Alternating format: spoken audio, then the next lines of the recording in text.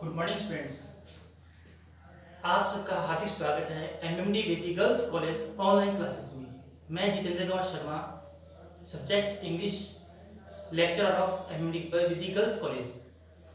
जैसा कि आप सब बच्चों को पता है कि कोरोना काल के कारण आप सबकी पढ़ाई जो है डिस्टर्ब हो रही है, उसके लिए हमारे कॉलेज की तरफ से ऑनलाइन क्लासेस का प्रचार किया जा रहा है या लगाई जा रही हैं, जिससे बच्चों का फ्यूचर है वो नष्ट ना हो। तो आज मैं आप सबको एक टॉपिक है जनरल इंग्लिश, उसके बारे में बताने जा रहा हूँ। टॉपिक का नाम है डायरेक्ट इनडायरेक्ट। अब सभी बच्चे जानते हैं ये बीए फर्स्ट ईयर का जनरल इंग्लिश का सब्जेक्ट है, जिसमें ग्रामेटिकल स्ट्रक्चर आता है। ये ग्रामर के अंदर सर्वप्रथम हम बात करते हैं डायरेक्ट इनडायरेक्ट। डायरेक्ट इनडायरेक्ट होता क्या है? देखो, हम बात जब करते हैं डेफिनेशन की कि डायरेक्ट क्या है। डायरेक्ट एक प्रकार से वो स्टेटमेंट होता है जिसमें जो सब्जेक्ट होता है या स्पीकर बोलने वाला अपने ही सेंटेंस को सेम का सेम बोलता है, उसे कहते हैं डायरेक्ट। जिस प्रकार से कोई भी पर्सन अपने स्टेटमेंट को, स्टेटमेंट होता है कथन, स्टेटमेंट को जैसे का जैसा बोलता है उसे बोलते हैं डायरेक्ट स्पीच। इसमें एग्जांपल है, Ram said to me, Ram said to me, inverted comma, I am going to market, comma close. ये जो सेंटेंस है इसमें जो सब्जेक्ट है राम, जो है सब्जेक्ट है राम, इसने अपने स्टेटमेंट को यूं ज्यों का ज्यों कह दिया, जिसे बोलते हैं जैसे का जैसा ही बोल दिया। इसे कहते हैं डायरेक्ट स्पीच, इसे बोलते हैं अपनी डायरेक्ट स्पीच। और जो होता है इनडायरेक्ट स्पीच, इनडायरेक्ट स्पीच के अंदर जो सब्जेक्ट यानी कर्ता यानी पर्सन, बोलने वाला स्पीकर, पर्सन या स्पीकर अपनी स्टेटमेंट को अपनी लैंग्वेज में चेंज करके बोलता है। पर्सन जो है या स्पीकर है वह ऑन वर्ड्स स्पीक, अपनी ही सेंटेंस अपनी ही लैंग्वेज में उन वर्ड्स को यूज करता है, उसे बोलते हैं indirect speech. In example, Ram told me that he was going to market. This sentence indirect speech, इसमें जो ये राम है ये एक सब्जेक्ट है, एक पर्सन है जिसने अपने ही स्टेटमेंट को अपनी लैंग्वेज में कहा। डायरेक्ट इनडायरेक्ट जब हम कोई भी करते हैं तो उसके अंदर सबसे पहले आते हैं रूल्स। इंग्लिश के अंदर सेंटेंस से बढ़िया है कि अगर हम रूल को फॉलो करें तो ग्रामेटिकल स्ट्रक्चर को रूल के द्वारा समझा जा सकता है। अब जो डायरेक्ट इनडायरेक्ट है, नॉर्मल से इसकी जो रूल्स हैं वह सभी आपने 11वीं या 12वीं या 10th तक पढ़े होंगे। ये सेम वैसे ही है, लेकिन बीए क्लास के अंदर इनका थोड़ा सा ज्यादा कहा जाता है, विस्तार किया गया है। अब मैं आपको बताता हूं कि इसको किस प्रकार से चेंज किया जाता है। इसको डायरेक्ट से डायरेक्ट टू चेंज इनडायरेक्ट। सबसे पहले हमें सेट टू, नंबर 1 बात, नंबर 2 बात invert comma, number 3 tense, number 4 pronoun, pronoun जब हम डायरेक्ट से इनडायरेक्ट में चेंज करते हैं तो पूरे सेंटेंस में सिर्फ 4 स्ट्रक्चर यानी 4 चीजों को चेंज किया जाता है, 4 स्टेटमेंट्स को। नंबर 1 सेट टू को, इन्वर्टेड कॉमा, टेंस को, प्रोनाउन को।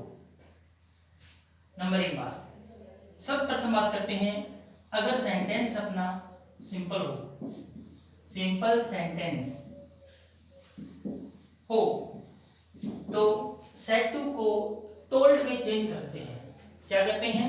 टोल्ड में चेंज। नंबर 1 बात। उसी प्रकार से इन्वर्टेड कॉमा है तो सिंपल वाक्य हो, तो सिंपल वाक्य जब होता है तो क्या करते हैं? इन्वर्टेड कॉमा में आता है दैट। क्या आता है? दैट। कब आता है? जब सेंटेंस क्या हो अपना सिंपल। हम बात करते हैं टेंस की। टेंस में अगर मान लीजिए अगर वाक्य प्रेजेंट में है तो इसे चेंज कर देते हैं पास्ट में। प्रोनाउन की बात करते हैं तो first person change by subject, second person change by object and third person change by means no change. सर्वप्रथम मैं बताना चाहता हूं कि प्रोनाउन क्या होता है। प्रोनाउन होते हैं जो संज्ञा के स्थान में काम आते हैं, नाउन के। It means pronoun is the place of noun, जो नाउन के स्थान पे काम आते हैं। पर्सन 3 होते हैं, first person, second and third person. अब फर्स्ट पर्सन होता कौन सा है? आई एंड वी। हमें ये क्लियर होना चाहिए कि पर्सन कौन से होते हैं। तो नंबर 1 बात, पर्सन कौन से होते हैं? नंबर 1 फर्स्ट पर्सन, ये होते हैं आई और वी। इनके 2 भाग होते हैं, मी और माई। इसी प्रकार से वी के 2 भाग होते हैं, अवर प्लस अस। जब भी हम किसी वाक्य में बात करते हैं प्रोनाउन की तो माई के साथ हमेशा नाउन आता है। क्या आता है? नाउन। आवर साथ नाउन आता है। अस जो होता है हमेशा ये ऑब्जेक्टिव केस में, जिसे बोलते हैं अकेले आते हैं। क्या आते हैं? अकेले। उसी प्रकार से जो मी होता है वह आता है अकेले। और जो आई वर्ड है it means I use of subject के रूप में, ये सब्जेक्ट के रूप में यूज होता है। ये होता है first person. And the second person, second person कौन सा होता है? सेकंड पर्सन हम बात करें तो सेकंड पर्सन होता है यू। अगर हम बात करें सेकंड पर्सन की, किसकी बात करें? सेकंड पर्सन की। तो यह सेकंड पर्सन कौन से होते हैं? सेकंड पर्सन होते हैं जिसमें बोलते हैं यू। यू के 2 भाग होते हैं, यूअर एंड यू। ये यूअर में आता है हमेशा नाउन। ये जो नाउन होता है यू, ये हमेशा ऑब्जेक्टिव केस में होता है। ऑब्जेक्टिव केस इट मींस अकेले आने वाले। यू जो वाक्य में सब्जेक्ट के रूप में यूज होता है वह होते हैं सब्जेक्टिव केस, जिसे बोलते हैं सेकंड पर्सन। तो फर्स्ट पर्सन आई और वी, सेकंड हो गया यू, बाकी क्या रहे? शेष क्या हो गए? Third person. कौन कौन से होते हैं? Example, he, she, it and they. He के 2 भाग होते हैं, हिज और हिम। शी का 1 भाग होता है, 2 भाग लेते हैं, हर और हर। इट के 2 भाग होते हैं, इट्स, इट। दे के 2 भाग होते हैं, देयर और देम। ये हो गए सेकंड पर्सन। वो इन्हीं की बात है। ही जो होता है वो सब्जेक्ट होता है, हिम ऑब्जेक्टिव केस है, हिज जो होता है वो नाउन। जब कोई प्रोनाउन नाउन के साथ है, जब भी किसी प्रोनाउन के साथ नाउन आ जाता है उसे बोलते हैं पजेसिव केस। क्या बोलते हैं अपन? पजेसिव केस, यानी पजेसिव ऑफ प्रोनाउन। और ही, शी, इट, दे, एक नाम और आता है जिसे बोलते हैं कोई भी नेम, चाहे नेम प्लेस हो, चाहे नाम वस्तु का हो, व्यक्ति का हो, स्थान का, उसे कहते हैं थर्ड पर्सन। तो ये था सब प्रथम हमने किया प्रोनाउन के बारे में, क्योंकि प्रोनाउन इस चीज का हेडिंग है। जब हम डायरेक्ट से इनडायरेक्ट चेंज करेंगे, जो प्रोनाउन है वो कहा जाता है कि प्रोनाउन को चेंज करना अनिवार्य होता है। दूसरी सेंटेंस यानी दूसरा कौन सा वर्ड चेंज होगा? पहले हमने चेंज किया सर्वप्रथम सेड टू को, उसके बाद हमें चेंज करना है इन्वर्टेड कॉमा को, और उसके बाद हमें चेंज करना है जिसे बोलते हैं टेंस को। अब टेंस की बात करते हैं। आप सभी जानते हैं टेंस क्या होते हैं। मैं एक छोटी सी बात ही कहूंगा, ज्यादा लंबी विस्तार में न बताते हुए कि टेंस के बारे में, टेंस की परिभाषा क्या है। टेंस जो होते हैं यह वर्ब को क्वालिफाई करते हैं। किसको करते हैं? वर्ब को। वर्ब क्या होती है? दिस इज एक्शन, एक्शन को। टेंस जो होते हैं वो वर्ब को क्वालिफाई करता है। तो वर्ब क्या है? वर्ब जो है एक्शन को, एक्शन क्या होता है? एक्शन होता है जब कोई टाइम के अंदर यूज किया जाए। तो जब भी आपको टेंस की बात आती है तो माइंड में एक बात रखनी है कि टेंस जो होता है वो वर्ब को क्वालिफाई करता है। कैसे? क्योंकि वर्ब क्या है? कोई एक्शन है, और एक्शन कब होता है? एक्शन जब भी कभी किया जाएगा विदाउट टाइम के एक्शन नहीं होगा। टेंस तीन होते हैं, present, past and future. Number एक प्रेजेंट। प्रेजेंट का मतलब जो कार्य वर्तमान में हो रहा है। Second number action in the present time, action in present time. Past, action in past time, यानी कि कहने का मतलब है एक्शन जो हो रहा है वो किसमें हो रहा है? पास्ट में, टाइम के अंदर, वो हो गया पास्ट टेंस। और फ्यूचर की बात करें, जो एक्शन कहां होगा? फ्यूचर में, उसे बोलते हैं फ्यूचर टेंस। ये सभी आप जानते हैं। अब बात कर रहे हैं हमने डायरेक्ट से इनडायरेक्ट में। तो हमने सर्वप्रथम ये बात कही है कि सेड टू को चेंज करना है। किसको चेंज करना है? सर्वप्रथम हमने सेड टू, ये बात कही थी। तो उसमें अगर आता है वाक्य प्रेजेंट में, किसमें आता है? प्रेजेंट में हो, तो उसको चेंज किसमें करोगे आप? पास्ट में। इन एग्जाम्पल, मैंने एक एग्जाम्पल दे रहा हूं, जैसे वो कह रहा है she said to me, inverted comma, you are, वो कह रहा है कि you are writing a letter, comma close. ये जो पूरा सेंटेंस है ये बन गया है डायरेक्ट स्पीच के अंदर। हमें चीज किसमें करना है? इनडायरेक्ट में।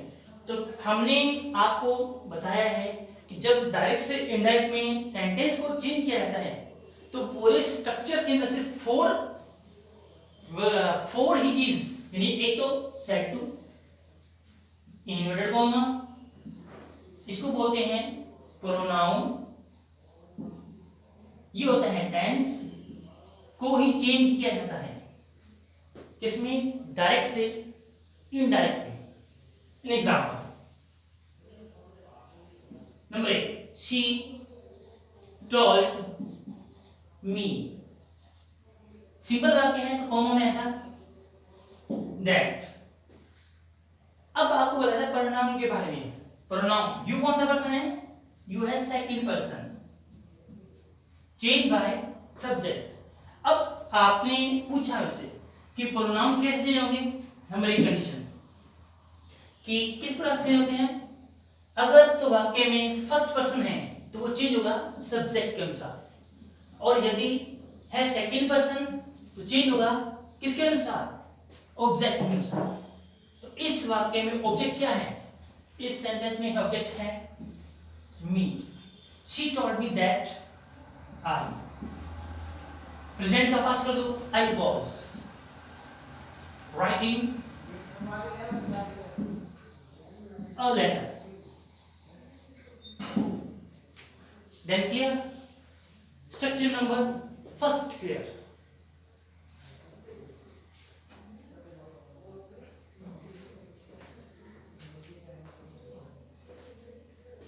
तो स्टूडेंट्स, ये था सेट 2 का फर्स्ट रूल।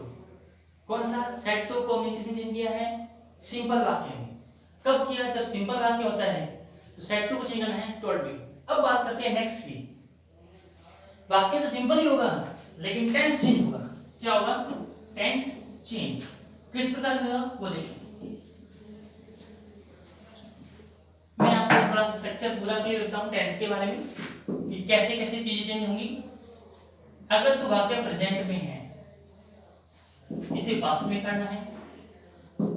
अगर वर्ब की सेकंड फॉर्म है तो इसे हैड प्लस थर्ड फॉर्म में चेंज करेंगे। किसमें करेंगे?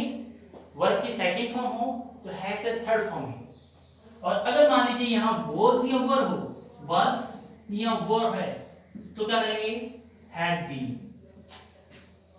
हैड बीन में अगर मान लीजिए हैज या हैव है, यूज ऑफ हैड और हैड बीन हो, तो इनको नो चेंज, इनको चेंज नहीं करना, ये चेंज नहीं होगा। ये था टेंस के अंदर जो भी डायरेक्ट से इनडायरेक्ट हम टेंस करेंगे उनको इस प्रकार से चेंज करना है। जैसे एग्जांपल ये हमने कर लिया, इसकी बात करते हैं। एग्जांपल है direct.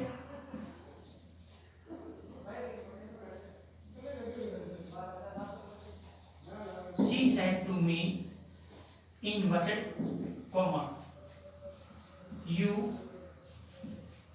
wrote a letter, comma close। वाक्य सिंपल है, सिर्फ से पहले वाक्य पहचानो। ये वाक्य सिंपल कैसे है?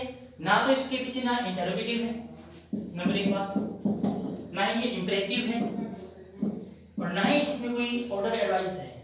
अपने क्या करेंगे? ये वाक्य सिंपल, तो सेट टू कुछ ही करेंगे। किसमें? Told me, she told me. Comma में आएगा दैट, यू है second person, change by object. You का बनाओगे आई। ये आई कैसे बना? क्योंकि यू जो है ये प्रोनाउन है और यूज ऑफ सब्जेक्ट है, तो मी का सब्जेक्ट क्या होता है? आई। अभी हमने बात की थी वर्ब की सेकंड फॉर्म हो, चेंज किसमें करना है? हैड प्लस थर्ड फॉर्म में, वर्ब की थर्ड फॉर्म। आ लेटर का